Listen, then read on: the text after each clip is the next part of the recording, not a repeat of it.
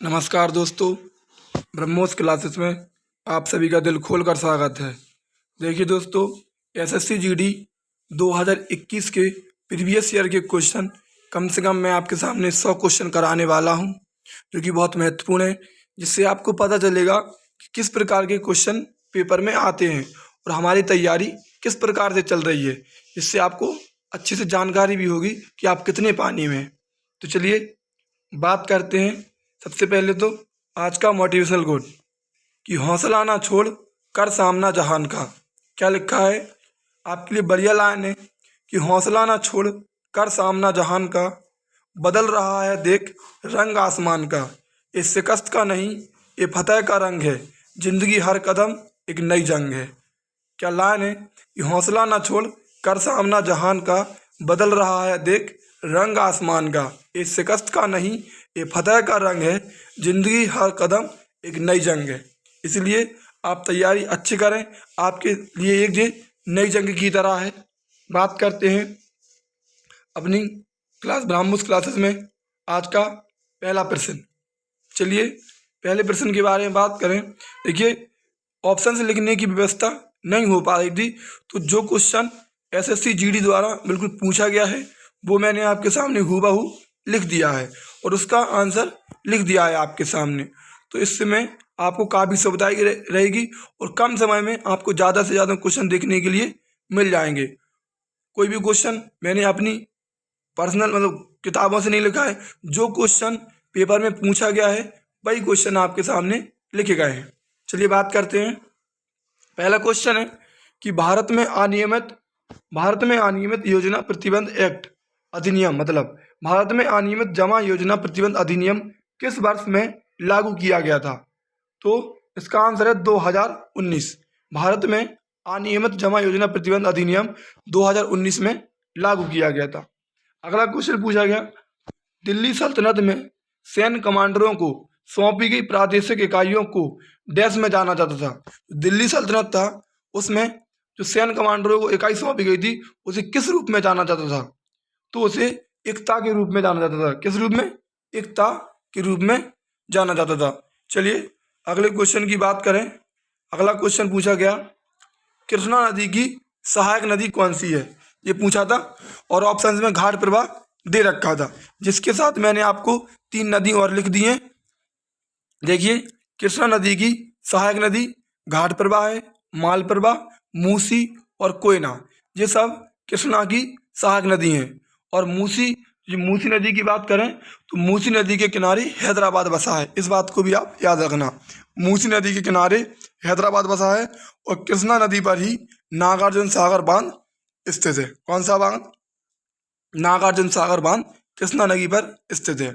अगले क्वेश्चन की बात करें, किस पुरस्कार की राशि 7.5 लाख रुपए से बढ़ाकर 25 लाख रुपए कर दी गई है? तो देखिए, ये भी क्वेश्चन पूछा गया है। तो 7.5 लाख रुपए से बढ़ाकर 25 लाख कर दी गई।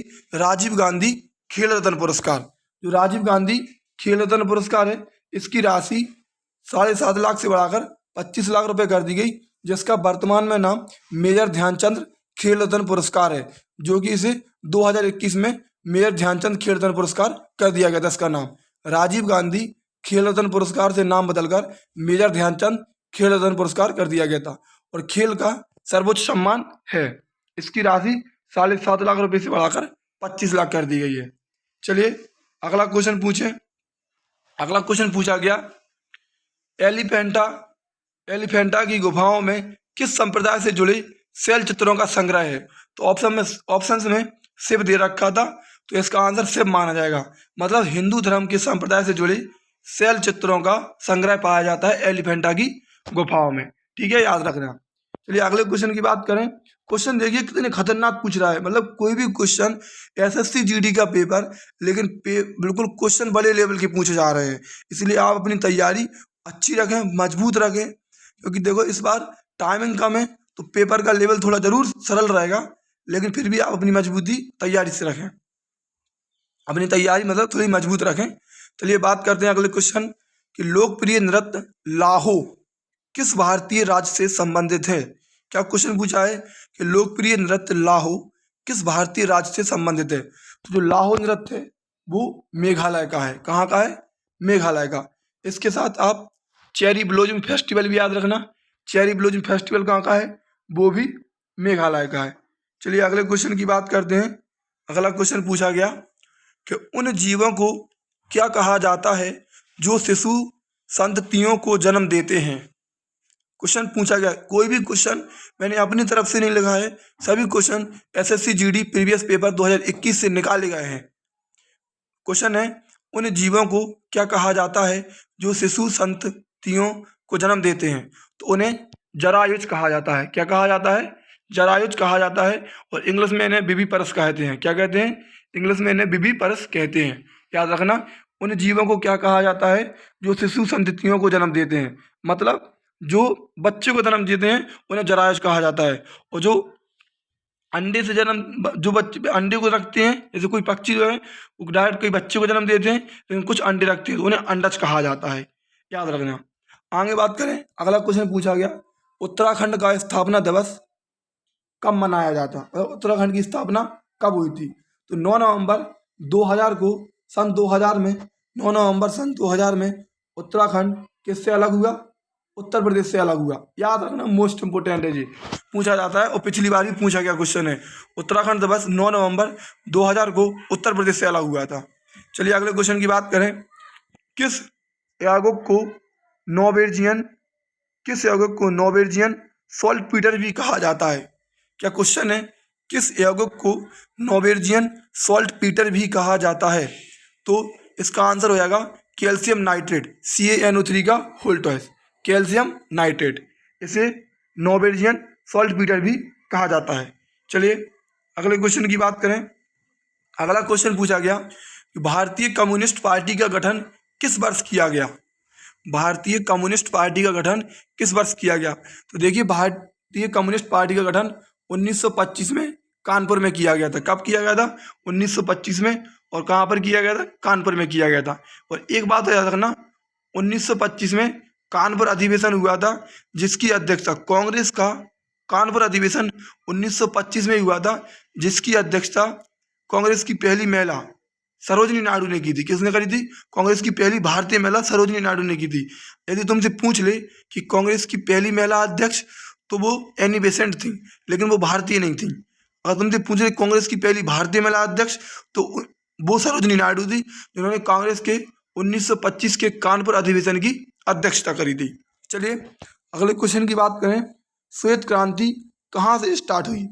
तो श्वेत क्रांति का जनक वर्गीज कुरियन को माना जाता है, जो कि दूध से संबंधित है और गुजरात से स्टार्ट हुई थी। कहाँ से स्टार्ट हुई थी, गुजरात से स्टार्ट हुई थी। इसको भी आप याद रखना। ऑपरेशन फ्लड, तो श्वेत क्रांति की शुरुआत कहाँ से हुई थी, गुजरात से हुई थी। चलिए अगले क्वेश्चन के बारे में बात करें। अगला क्वेश्चन पूछा गया, देखिए वहाँ पर उत्तराखंड की स्थापना पूछी गई थी, फिर ये अगली शिफ्ट में छत्तीसगढ़ की स्थापना पूछी गई। तो मतलब इनसे क्वेश्चन बनते हैं। छत्तीसगढ़ का स्थापना दिवस कब मनाते हैं, क्वेश्चन पूछा गया। तो देखिए, उत्तराखंड का क्या बताया था, 9 नवंबर 2000, और छत्तीसगढ़ की स्थापना 1 नवंबर 2000 को हुई। कब हुई, छत्तीसगढ़ की स्थापना 1 नवंबर 2000 को हुई। इस बात को भी आप याद रखना। छत्तीसगढ़ किससे अलग बना था, छत्तीसगढ़ किससे अलग हुआ था, तो जी आप मुझे कमेंट करके जरूर बताना। छत्तीसगढ़ की स्थापना 1 नवंबर सन 2000 में हुई। अगले क्वेश्चन की बात करें, श्रीलंका की पहली आधिकारिक भाषा कौन सी है। श्रीलंका की पहली आधिकारिक भाषा पूछ ले तो श्रीलंका की पहली आधिकारिक भाषा सिंगली है। कौन सी है, सिंगली है। चलिए अगला क्वेश्चन है, लेक्टोमीटर, हाइड्रोमीटर, जहाज़ों और पनडुब्बियाँ किसके सिद्धांत पर डिजाइन की जाती हैं। बहुत अच्छा क्वेश्चन है। क्वेश्चन का लेवल देखिए आप, क्या क्वेश्चन पूछे जा रहे हैं। देखिए 25 क्वेश्चन आती थी पहली बार 2021 में, 25 क्वेश्चन आती थी, इस बार 20 क्वेश्चन आने हैं। तो 8-10 क्वेश्चन तो वो आएंगे जो इजी रहेंगे, मतलब जो डेली के पढ़े हुए आएंगे, लेकिन 10 क्वेश्चन वो आएंगे जिसने पढ़ा होगा, अच्छे से थ्योरी कंप्लीट होगी जिसकी, वो ही उनको कर पाएगा। 100% ये बात मान के चल रहा आप। और यदि सिलेक्शन चाहिए तो कम से कम 15 तो क्वेश्चन आपको जीके में करनी पड़ेंगे, क्योंकि टाइम कम है। मैथ रीजनिंग नहीं बना पाओगे, इतनी टाइम कम है, इसलिए जीके में कम से कम 15 क्वेश्चन तो आपको सही करने ही पड़ेंगे। और आप देख ही रहे हो कि क्या क्वेश्चन पूछे जा रहे हैं जीके के। तो इसी प्रकार आपको कितनी तैयारी करनी है अभी। चलिए क्वेश्चन का पढ़ते हैं। लेक्टोमीटर, हाइड्रोमीटर, जहाज़ों और पनडुब्बियाँ किसके सिद्धांत पर डिजाइन की जाती हैं? तो आर्किमिडीज के सिद्धांत पर डिजाइन की जाती हैं। ठीक है, याद रखना कौन से सिद्धांत पर? आर्किमिडीज के सिद्धांत पर डिजाइन की जाती हैं। अगला क्वेश्चन पूछा गया, शहद के लिए मधुमक्खी का पालन क्या कहलाता है? हूबहू देखिए, मैंने कोई क्वेश्चन घुमा फिरा के भी नहीं लिखा है, जैसा उसमें लिखा था ऐसा ही लिख दिया है। शहद के लिए मधुमक्खी का पालन क्या कहलाता है? तो ये आप सभी जानते हो, एपीकल्चर। क्या कहलाता है? एपीकल्चर। अगला क्वेश्चन है, किस अम्ल को चींटी के काटते समय त्वचा में इंजेक्ट किया जाता है? तो देखिए, सबको पता है कि चींटी जब काटती है तो उसमें फॉर्मिक अम्ल पाया जाता है। कौन सा? फॉर्मिक अम्ल पाया जाता है। चलिए अगले क्वेश्चन की बात करें। धौलावीरा नगर कितने भागों में विभाजित था? तो जी आप सबको पता है, धौलावीरा नगर 3 भागों में विभाजित था और इसका नाम कोटडा टिब्बा है। और जी इसको अभी हाल ही में मतलब भारत की नवीनतम विश्व धरोहर सूची में शामिल है। नवीनतम विश्व धरोहर स्थल शामिल है 40वां। याद रखना, 39वां पूछ रहे तो 39वां रामप्पा मंदिर है और 40वां विश्व धरोहर सूची में शामिल यूनेस्को की, तो वो धौलावीरा है। और धौलावीरा का शाब्दिक अर्थ कोटडा टिब्बा है। धौलावीरा नगर 3 भागों में विभाजित था। सिंधु घाटी सभ्यता 4 क्लास हैं, चैनल पर डली हैं, आप देख लेना, अच्छी कंटेंट से डली हैं बिल्कुल। अगला क्वेश्चन पूछा गया, जैन धर्म के 24वें तीर्थंकर महावीर का जन्म कहाँ हुआ था? तो देखिए, जैन धर्म के 24वें तीर्थंकर महावीर स्वामी का जन्म कुंडग्राम वैशाली में हुआ था। ये भी आपको चैनल पर पढ़ा रखा है बढ़िया डीपली तरीके से, इसको भी आप पढ़ लेना। चलिए आगे बात करते हैं। अगला क्वेश्चन, फिल्म थलाइवी किसके जीवन पर आधारित है? किसके जीवन पर आधारित बायोपिक है? तो देखिए, फिल्म थलाइवी आप लोगों ने देखी होगी। फिल्म थलाइवी तमिलनाडु की मुख्यमंत्री जय जयललिता पर आधारित है और कंगना रनौत ने इस पर रोल निभाया है। फिल्म थलाइवी किसके जीवन पर आधारित है? तो जय जयललिता के जीवन पर आधारित है, जो तमिलनाडु की मुख्यमंत्री रह चुकी हैं, इनका निधन हो गया है, याद रखना। आगे बात करें। अगला क्वेश्चन, सबसे पुराना ग्रैंड स्लैम कौन सा है? देखिए, सबसे पुराना ग्रैंड स्लैम अगर तुमसे पूछ ले तो विंबलडन है। कौन सा है? विंबलडन, याद रखना। अगला क्वेश्चन, और देखिए अगला क्वेश्चन है कि भारतीय दंड संहिता की कौन सी धारा महिला की सहमति के बिना गर्भपात करने के अपराध से संबंधित है? यदि किसी आप महिला के साथ जबरदस्ती से गर्भपात कराते हो तो आपको आईपीसी की धारा 313 के तहत गिरफ्तार कर लिया जाएगा। आईपीसी की धारा से भी क्वेश्चन पिछली बार पूछे गए हैं, ऐसा नहीं कि एक ही शिफ्ट में, और भी शिफ्ट में पूछे गए हैं। क्या क्वेश्चन पूछा गया? भारतीय दंड संहिता की कौन सी धारा महिला की सहमति के बिना गर्भपात करने के अपराध से संबंधित है? तो धारा 313, आईपीसी की धारा 313। चलिए अगले क्वेश्चन की बात करते हैं। टेस्ट क्रिकेट में 13 शतक बनाने वाले पहले भारतीय बल्लेबाज कौन है? टेस्ट क्रिकेट में 13 शतक बनाने वाले पहले भारतीय बल्लेबाज अगर तुमसे पूछ ले तो वीरेंद्र सहवाग है, याद रखना। भारत का एकमात्र सक्रिय ज्वालामुखी, ये आप सभी को पता है, अंडमान निकोबार में स्थित है, बैरन द्वीप। भारत का एकमात्र सक्रिय ज्वालामुखी कौन सा है? बैरन द्वीप है, जो कि कहाँ स्थित है? अंडमान निकोबार में है। अगले क्वेश्चन की बात करें, ओकाई परियोजना किस नदी पर है? ओकाई परियोजना कौन सी नदी पर है? तो ओकाई परियोजना ताप्ती नदी पर है और ताप्ती नदी पूरब से पश्चिम की ओर बहने वाली नदी है, याद रखना, पूरब से पश्चिम की ओर बहने वाली नदी है ताप्ती। धौलावीरा, लोथल कहाँ स्थित हैं? तो देखिए, सिंधु घाटी सभ्यता से 2 बार क्वेश्चन पूछ लिया गया और पूछे भी जाते हैं और पूछे भी जाएंगे, ये आप सबको पता होगा। धौलावीरा, लोथल कहाँ स्थित है? तो गुजरात में स्थित है। सिंधु घाटी सभ्यता के ज़्यादातर स्थल गुजरात में स्थित हैं। कहाँ पर है?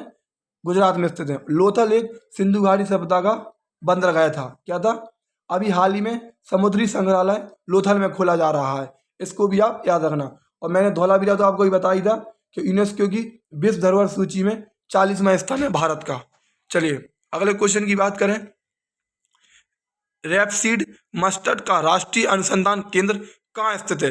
देखिए, इंग्लिश में लिख दिया गया, तुमसे पूछा जा रहा है कि सरसों का राष्ट्रीय अनुसंधान केंद्र कहाँ स्थित है, मतलब सरसों राष्ट्रीय अनुसंधान केंद्र कहाँ स्थित है? तो रैपसीड मस्टर्ड का राष्ट्रीय अनुसंधान केंद्र कहाँ स्थित है? तो भारत पर राजस्थान में स्थित है, इसको भी आप याद रखना। सिक्किम राज्य की पारंपरिक नृत्य शैली है? चुटकी। अगर तुमसे पूछ ले कि चुटकी कहाँ की नृत्य शैली है, तो सिक्किम की है। चुटकी सिक्किम राज्य की पारंपरिक नृत्य शैली है। चलिए अगले क्वेश्चन की बात करें। राष्ट्रीय उपभोक्ता दिवस कब मनाते हैं? तो राष्ट्रीय उपभोक्ता दिवस 24 दिसंबर को मनाते हैं। कब मनाते? 24 दिसंबर को।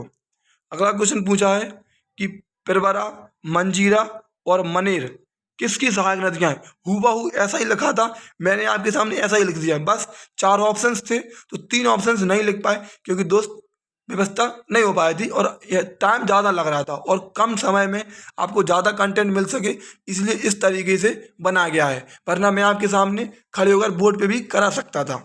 देखिए, पिरवरा, मंजीरा और मनेर किसकी सहायक नदियां हैं? तो गोदावरी की सहायक नदियां हैं। याद रखना, किसकी सहायक नदियां हैं? पिरवरा, मंजीरा और मनेर गोदावरी की सहायक नदियां हैं। चलिए अगला क्वेश्चन की बात करें। The great Tang dynasty record नामक पुस्तक किसकी है? The great Tang dynasty record नामक पुस्तक ह्वेनसांग की है। किसकी है? ह्वेनसांग की है, याद रखना। और ह्वेनसांग किसके शासनकाल में भारत आया? तो हर्षवर्धन के शासनकाल में भारत आया था। इसको भी आप याद रखना। एतमाद उद दौला का मकबरा कहाँ है?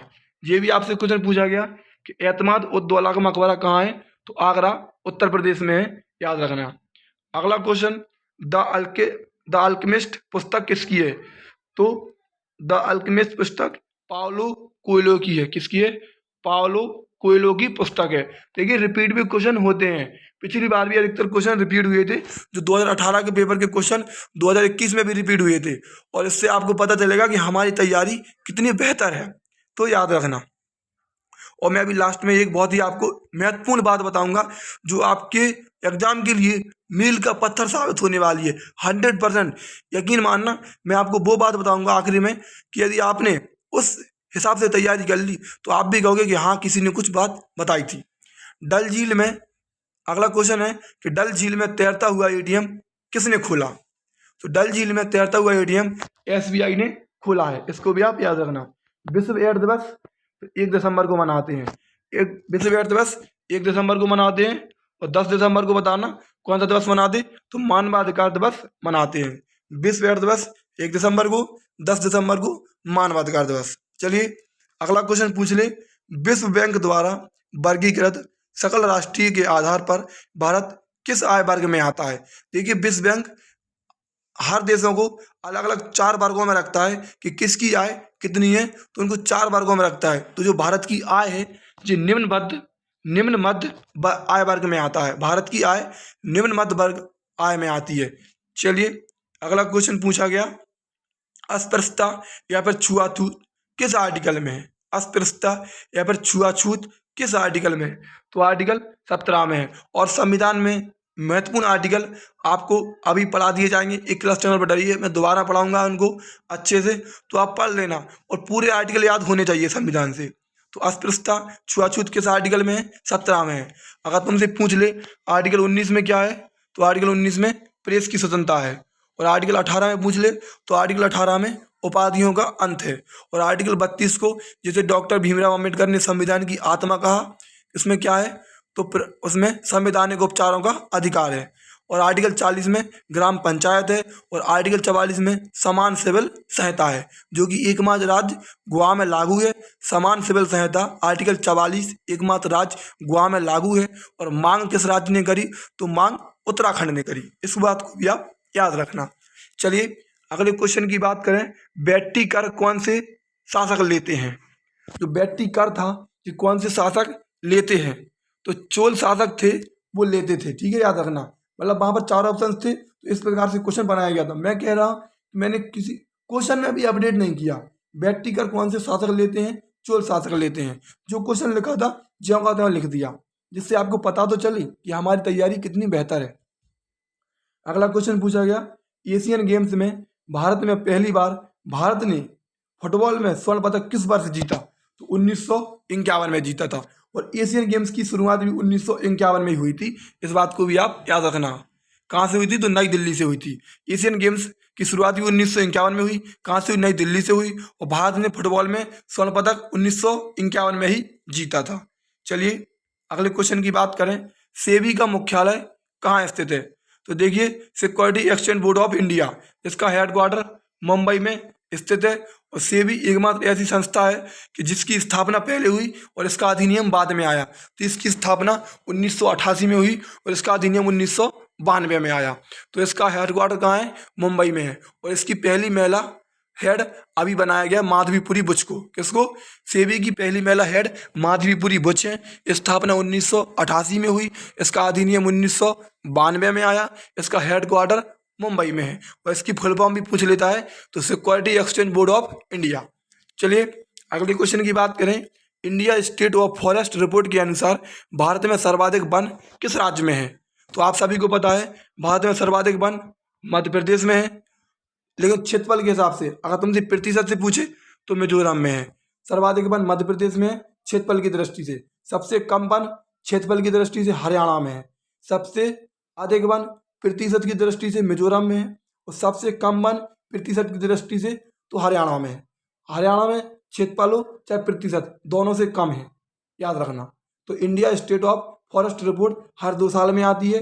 देहरादून से आती है, उत्तराखंड के देहरादून से आती है। अभी 2021 में आई थी, 17वें नंबर की आई थी, याद रखना। तो सबसे ज़्यादा वन कहाँ पे? मध्य प्रदेश में क्षेत्रफल की दृष्टि से। सबसे कम मिजोरम में है।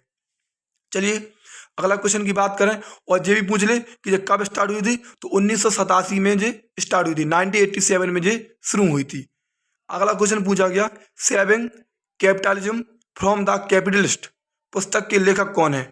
तो याद रखना मोस्ट इम्पोर्टेंट बुक है ये, रघुराम जी राजा ने। बार बार पूछी जाती है और इनकी इस पे तो स्टार लगा लो। J I do what I do, J group D में भी पूछी गई थी, पिछली बार भी पूछी गई थी, इस बार भी पूछी गई थी, हरियाणा पुलिस में भी पूछी गई थी और एसएससी दिल्ली पुलिस में भी पूछी गई थी। मैंने इस बुक को कई बार देख लिया है। जब ऑफलाइन पढ़ाते हैं तो पेपर का एनालिसिस करते तो कई बार इस क्वेश्चन को देखा है। याद रखना आई do what I do air force में भी पूछी गई थी। पता नहीं, ये पुस्तक बहुत ही महत्वपूर्ण है। और तुमसे पूछ ले कि I do what I do किसकी पुस्तक है? तो रघुराम जी राजन की है। The third pillar Raghuram ji Rajan की पुस्तक जे भी है। The third pillar Raghuram ji Rajan की है। I do what I do J भी रघुराम जी राजन की है। और saving capitalism from the capitalist ये पुस्तक भी रघुराम जी राजन की है। अब एक क्वेश्चन और बताओ कि ओवरड्राफ्ट पुस्तक किसकी है? ओवरड्राफ्ट पुस्तक किसकी है? अगर तुमसे पूछ ले कि ओवरड्राफ्ट पुस्तक किसकी है तो ओवरड्राफ्ट पुस्तक उर्जित आर पटेल की है। इसको भी आप याद रखना, किसकी है? उर्जित आर पटेल की है। चलिए अगले क्वेश्चन के बारे में बात करें। वर्ष 2014 में भारत को आधिकारिक तौर पर किस बीमारी से मुक्त घोषित किया गया? तो ध्यान रखना 2014 में भारत को पोलियो से मुक्त घोषित कर दिया था। भारत पोलियो मुक्त हो गया था 2014 में। अगर तुमसे पूछ ले कि टीबी का लक्ष्य कब तक है तो टीबी का लक्ष्य 2030 तक है। मलेरिया का लक्ष्य कब तक रखा गया? तो मलेरिया उन्मूलन का लक्ष्य 2025 तक रखा गया। टीबी का लक्ष्य 2030, मलेरिया उन्मूलन 2025 और 2014 में भारत पोलियो मुक्त घोषित हो गया था। चलिए अगले क्वेश्चन पूछा गया, दहशाला नामक कराधान की प्रणाली शुरू की थी किसने? तो दहशाला नामक कराधान की प्रणाली राजा तोडरमल ने शुरू की थी। किसने? राजा तोडरमल ने। अगला क्वेश्चन, दुर्योधन सिंह नेगी किस खेल से संबंधित है? तो पूछ लेता है। इस प्रकार के भी क्वेश्चन पूछे जाते हैं। खेल से अधिकतर क्वेश्चन पेपर में आने वाले हैं। मैं आपको लास्ट में एक बात बताऊंगा, वो आपके लिए मील का पत्थर साबित होने वाली है। ये बात फिर कहूंगा, याद रखना। दुर्योधन सिंह नेगी किस खेल से संबंधित है? तो मुक्केबाजी से संबंधित है, याद रखना। अगर तुमसे पूछ ले कि मीराबाई चानू का संबंध किस खेल से है तो मीराबाई चानू का संबंध भारोत्तोलन से है। नेखत जरीन का संबंध किससे है? तो बॉक्सिंग से है। मनीषा कल्याण का संबंध किससे है? तो फुटबॉल से है। इन नाम को भी आप याद रखना। नीरज चोपड़ा का संबंध आप सभी को पता है, भाला फेंक से संबंधित है। चलिए अगले क्वेश्चन की बात करें। अगला क्वेश्चन पूछा गया, पंजाब में मनाया जाने वाला लोहड़ी त्योहार प्रतिवर्ष किस महीने में मनाया जाता है? तो देखिए पंजाब में एक त्यौहार मनाया जाता है लोहड़ी, जो जनवरी के महीने में मनाया जाता है। कौन से महीने में? जनवरी के महीने में। इसी प्रकार दक्षिण भारत में तमिलनाडु साइड इसको पोंगल के रूप में मनाया जाता है और उत्तर भारत में उत्तर प्रदेश साइड इसको 14 जनवरी मकर संक्रांति के रूप में मनाया जाता है। तो पंजाब में मनाया जाने वाला लोहड़ी त्यौहार जनवरी के महीने में मनाया जाता है। इसको दक्षिण भारत में तमिलनाडु साइड पोंगल के रूप में मनाते हैं और उत्तर भारत में इसको मकर संक्रांति के रूप में मनाते हैं। चलिए अगला क्वेश्चन की बात करें, कुबुत उल इस्लाम मस्जिद कहाँ है? तो कुबुत उल इस्लाम मस्जिद नई दिल्ली में है। इसका निर्माण कुतुबुद्दीन ऐबक ने करवाया था। कुबुत उल इस्लाम मस्जिद नई दिल्ली में, इसका निर्माण किसने करवाया था? कुतुबुद्दीन ऐबक ने करवाया था। अगर तुमसे पूछ ले कि अलाउद्दीन का झोपड़ा कहाँ है, तो अलाउद्दीन का झोपड़ा अजमेर में है। इसका भी निर्माण कुतुबुद्दीन ऐबक ने करवाया था। कुतुबुद्दीन ऐबक ने 1206 ईस्वी में गुलाम वंश की स्थापना की थी। कौन से वंश की? गुलाम वंश की, याद रखना। ठीक है, कुतुबुद्दीन ऐबक किसका गुलाम था? तो कुतुबुद्दीन ऐबक मोहम्मद गौरी का गुलाम था, याद रखना। चलिए अगला क्वेश्चन, शौचालय दिवस कब मनाते हैं? ये भी क्वेश्चन पूछा गया है। शौचालय दिवस और महिला उद्यमिता दिवस और पुरुष दिवस तीनों यहाँ बताना। अगर तुमसे पूछ ले, ये दोनों क्वेश्चन पूछे गए हैं कि शौचालय दिवस कब मनाते और महिला उद्यमिता दिवस कब मनाते। तो देखिए, शौचालय दिवस, महिला उद्यमिता दिवस और मैंने आपसे पूछा पुरुष दिवस, तो ये तीनों दिवस 19 नवंबर को मनाते हैं, याद रखना। शौचालय दिवस कब मनाते? 19 नवंबर को। पुरुष दिवस कब मनाते? 19 नवंबर को। और महिला उद्यमिता दिवस कब मनाते? 19 नवंबर को। चलिए अगले क्वेश्चन की बात करें। अगला अगर क्वेश्चन तुमसे पूछ ले, अगला क्वेश्चन पूछा गया कि हिंदू उत्तराधिकार अधिनियम 1956 को किस वर्ष संशोधित किया गया? देखिए, एक अधिनियम आया था, हिंदू उत्तराधिकार अधिनियम 1956 में आया था, जिसमें अपने पिता की संपत्ति में लड़कों के साथ साथ कुछ लड़कियों का भी हिस्सा देने की बात करी थी सुप्रीम कोर्ट ने। तो हिंदू उत्तराधिकार अधिनियम 1956 में आया था, तो इसको 2007 में इसको संशोधित किया गया। कब किया गया? 2007 में इसको संशोधित किया गया। चलिए अगले क्वेश्चन की बात करें, सीता वॉरियर ऑफ मिथिला पुस्तक किसकी है? ये पुस्तक भी कई बार पूछी जाती है। सीता वॉरियर ऑफ मिथिला पुस्तक अमीश त्रिपाठी की है। किसकी है? सीता वॉरियर ऑफ मिथिला पुस्तक अमीश त्रिपाठी की है, याद रखना। स्टैचू ऑफ यूनिटी कहाँ स्थित है? तो स्टैचू ऑफ यूनिटी गुजरात में स्थित है। सरदार वल्लभ भाई पटेल की प्रतिमा है, जो कि 182 मीटर इसकी ऊंचाई है और राम सुतार इसके वास्तुकार थे। और साधु बेट द्वीप केवड़िया में स्थित है, नर्मदा जिले में, और नर्मदा नदी के किनारे है, याद रखना। एक बार और सुनिए, स्टैचू ऑफ यूनिटी गुजरात के केवड़िया में स्थित है, साधु बेट द्वीप पर। अगर जिला पूछ ले तो नर्मदा जिला है। नदी पूछ ले, अगर तुम पे नदी पूछ ले तो कौन सी नदी? नर्मदा नदी है, याद रखना। और 182 मीटर इसकी ऊंचाई है और राम सुतार ने इसको बनाया था। चलिए अगले क्वेश्चन की बात करें, भारत रत्न की शुरुआत कब हुई? तो देखिए, भारत रत्न की शुरुआत 1954 में हुई। पहली बार 3 लोगों को दिया गया। ठीक है, भारत रत्न की शुरुआत 1954 में हुई थी और पहली बार 3 लोगों को दिया गया था। अभी तक भारत टोटल 48 लोगों को दिया जा चुका है भारत रत्न। अगला क्वेश्चन पूछा गया, स्टैचू ऑफ पीस मतलब शांति की प्रतिमा कहाँ स्थित है? तो प्रधानमंत्री नरेंद्र मोदी ने 2021 में इसका उद्घाटन पाली राजस्थान में किया था, याद रखना। 1700 जो क्वेश्चन दिख नहीं रहा है, आगे बात करेंगे, आगे होगा। चलिए अगले क्वेश्चन की बात करें। अगला क्वेश्चन है कि दारा शिकोह अंततः उत्तराधिकार के युद्ध में सामगढ़ की लड़ाई में किससे हार जाता है? जो दारा शिकोह था, अंततः उत्तराधिकार मतलब जब इनके पिता बीमार पड़ गया और दारा शिकोह लोग 4 भाई थे, एक औरंगजेब भी था, दारा शिकोह भी था। तो जब उत्तराधिकार की बात हुई तो दारा शिकोह किससे हार गया था? तो सामगढ़ की लड़ाई में दारा शिकोह औरंगजेब से हार गया था, याद रखना। किससे हार गया था? औरंगजेब से हार गया था। उत्तराधिकार की लड़ाई में दारा शिकोह औरंगजेब से हार गया था।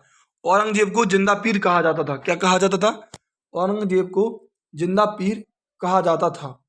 चलिए अगले क्वेश्चन की बात करें, लाला लाजपत राय किससे जुड़े हुए थे? तो लाला लाजपत राय आर्य समाज से जुड़े हुए थे। किससे? आर्य समाज से जुड़े हुए थे। प्लासी नामक एक छोटा सा युद्ध, आपको सबको पता है कि प्लासी का युद्ध 1757 ईस्वी में हुआ था। कब हुआ था? 1757 ईस्वी में हुआ था। तो प्लासी का युद्ध, एक प्लासी नामक एक छोटा सा गांव किस नदी के किनारे स्थित है? तो देखिए, जो प्लासी जगह है वो पश्चिम बंगाल में है। और पश्चिम बंगाल में कौन सी नदी बहती? तो हुगली, याद रखना। पश्चिम बंगाल में हुगली नदी बहती। तो प्लासी नामक एक छोटा सा गांव हुगली नदी के किनारे है। प्लासी का युद्ध 1757 में हुआ था। और कहाँ पे प्लासी?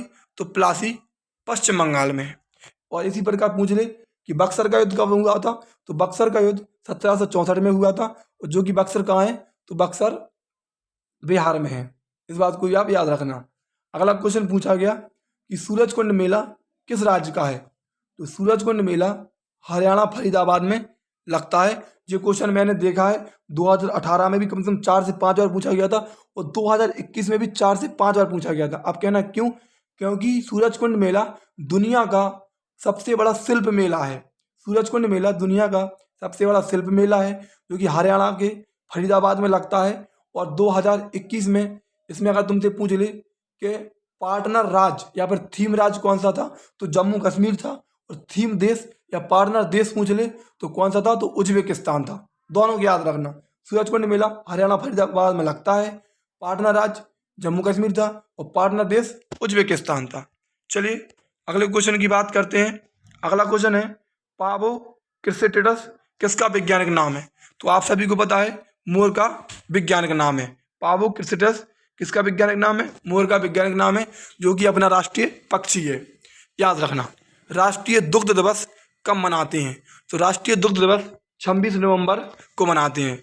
और 26 नवंबर को ही संविधान दिवस मनाते हैं क्योंकि 26 नवंबर 1949 को भारत का संविधान बन के तैयार हो गया था। याद रखना। तो राष्ट्रीय दुग्ध दिवस 26 नवंबर को मनाते हैं। अगला क्वेश्चन पूछा गया तमिलनाडु त्योहार। तमिलनाडु त्योहार कौन सी जनजाति मनाती है?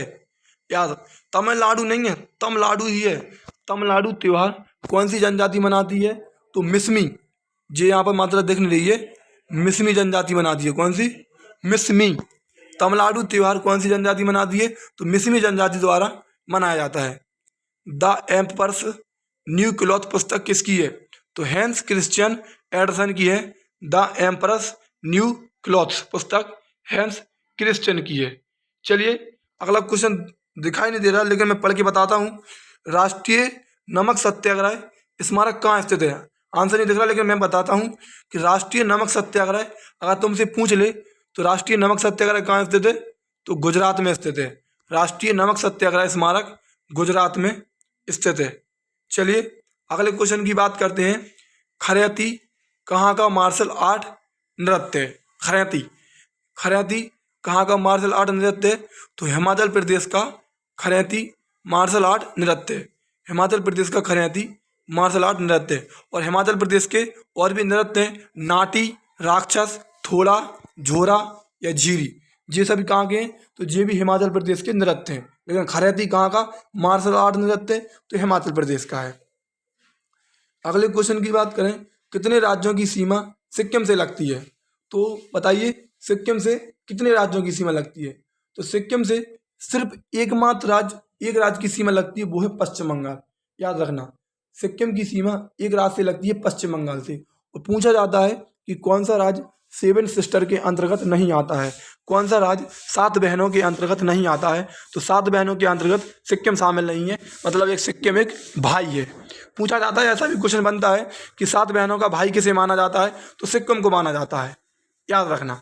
चलिए आगे अगर तुमसे पूछ ले कि बांग्लादेश से भारत के कितने राज्यों की सीमा लगती है? ये यूपी पीईटी में पूछा गया क्वेश्चन है। तो बांग्लादेश से 5 राज्यों की सीमा लगती है। इसको भी आप याद रखना। चलिए अगला क्वेश्चन है आर्टिकल 19 की सभी स्वतंत्रता कब निलंबित हो जाती है? जो आर्टिकल 19 है इसकी सभी स्वतंत्रता कब निलंबित हो जाती हैं? तो आर्टिकल 352 जब राष्ट्रीय आपातकाल लगता है तो आर्टिकल 19 की सभी स्वतंत्रताएं निलंबित कर दी जाती हैं। याद रखना आर्टिकल 19 की सभी स्वतंत्रताएं 352 राष्ट्रीय आपातकाल के समय निलंबित कर दी जाती हैं। और यदि तुमसे पूछ ले कि कौन से आर्टिकल कभी निलंबित नहीं होते?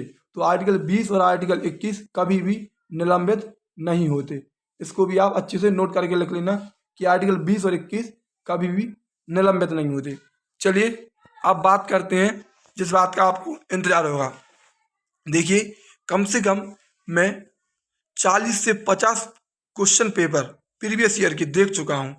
और यकीन मानना आप कि मतलब ये देखा कि हर शिफ्ट में एक क्वेश्चन तो कला संस्कृति से, 1 से 2 क्वेश्चन, 1 से 2 क्वेश्चन तो कला संस्कृति से, 1 क्वेश्चन बुक से, हर शिफ्ट में 1 क्वेश्चन किताब से पूछा जा रहा था, 1 क्वेश्चन नदियों से पूछा जा रहा था, चाहे सहायक नदियाँ पूछ ले, चाहे आपसे कोई बांध वगैरह पूछ ले, और 2 से 3 क्वेश्चन आपसे खेल से पूछ रहा था, चाहे किसी खिलाड़ी का संबंध पूछ ले, चाहे कोई ट्रॉफी पूछ ले, चाहे कोई मतलब किसी खेल में ऐसा हुआ कोई भी घटना है पूछ ले, 2 से 3 क्वेश्चन इनसे पूछे जा रहे हैं।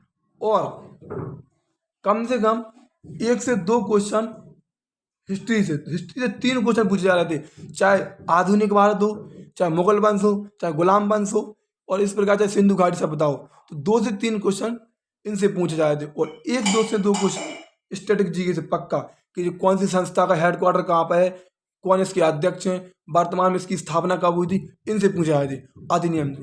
तो ये एक आपके सामने ये 50 पेपर का एनालिसिस मैं आपको बता रहा हूँ। यदि आप ढंग से इतनी तैयारी कर लेते हैं, खेल संबंधित पूरे प्रश्न पढ़ लेते हैं, कला नृत्य संस्कृति संबंधित पूरे प्रश्न पढ़ लेते हैं, नदी संबंधित ये तो आप पढ़ सकते हो ना, फिक्स चीज़ें हैं, नदियाँ जितनी हैं उतनी तो हैं, एक बार पढ़ लीजिए ना, इनको तो पढ़ सकते हो, क्योंकि देखिए नौकरी का सवाल है। तो देखिए तो भी आप एक अच्छे जीके में एक कंटेंट के तौर पर अच्छा स्कोर कर सकते हो, यदि आप इस तरीके से एवरेज करके पढ़ाई कर लो, कला संस्कृति पढ़ लो, बांध पढ़ लो, नदियाँ पढ़ लो ढंग से, छोटी छोटियाँ भी नदी पढ़ लो, खेल संबंधित प्रश्न पढ़ लो, और ये कौन सी इसरो हुआ, नाबार्ड हुआ, WHO हुआ, WTO हुआ, IL हुआ, इनकी स्थापना, इनके हेडक्वार्टर कहाँ है, इनके वर्तमान में अध्यक्ष कहाँ है, किस संधि के तहत इनकी स्थापना हुई, इस प्रकार से आप यदि इनको पढ़ लोगे तो 100% आपके जीके में अच्छे मार्क्स आ जाएंगे। और हिस्ट्री आप लगभग पूरी पढ़ लो, हाईलाइटेड क्वेश्चन पढ़ लो, तो इससे आप जीके में स्कोर कर पाओगे। वरना कुछ क्वेश्चन तो देखो ऐसे आएंगे कि जो किसी के बस की भी करना नहीं होगी, जो कि आपने देख लिए प्रीवियस ईयर के कम से कम 70 से 80 क्वेश्चन मैंने आपके सामने करा दिए, एक भी क्वेश्चन अलग से नहीं लिखा था, सभी क्वेश्चन प्रीवियस ईयर एग्जाम से निकाले गए हैं। यदि आपको जो क्वेश्चन सही लगे हों तो आप मुझे कमेंट करके बता देना, मैं आपको और भी 100 क्वेश्चन इसी प्रकार से पूरे क्वेश्चन करा दूंगा 100 करके, लेकिन कमेंट करके जरूर बताना यदि आपको अच्छे लगे हों और आपको लगे कि हाँ इनसे हमारी तैयारी मजबूत होगी, तो आप मुझे कमेंट करके ज़रूर बता देना, मैं आपको और भी क्वेश्चन करवा दूंगा। और यदि हमारी मेहनत यदि आपको अच्छी लगती है तो प्लीज़ दोस्त चैनल को सब्सक्राइब करें। धन्यवाद।